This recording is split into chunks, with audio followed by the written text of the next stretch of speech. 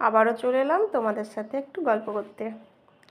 আজকের ভিডিওর গল্পটা হচ্ছে ফ্রাইড রাইস আর চিকেনের গল্প। এই জন্যই বলছি যে দুদিন থেকে মেয়েকে মাছ খাইয়েছি। মেয়ে তো মাছ খায় না, মাছের ঝোলটা দিয়ে ওকে ভাত খাইয়েছি। আর কালকে প্রমিস করেছি যে আজকে খেয়ে নে, কালকে আর রান্না করবো না মাছ, কালকে তোকে চিকেন রান্না করে দেবো। তো যেই বলা সেই কাজ। চিকেনের সাথে এবার কী খাবি? Fried rice.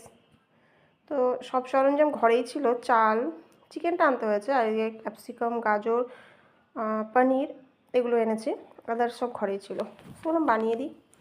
দুদিন থেকে মাছ খাইয়েছি মেয়েকে, আজকে আর মেয়ে কিছুতেই তো খাবে না, বা ডাল করলেও নখরা করবে যে খাবো না খাবো না।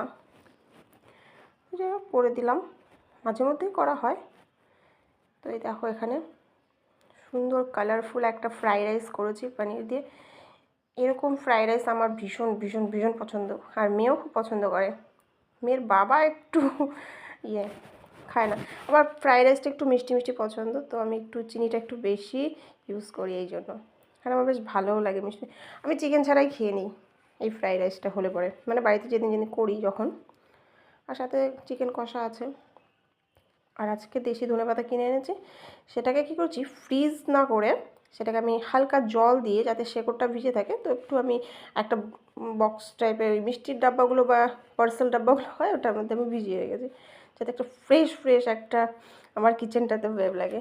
সো বাই, গল্পটা ছিল, কেমন লাগলো অবশ্যই কমেন্টে জানিও।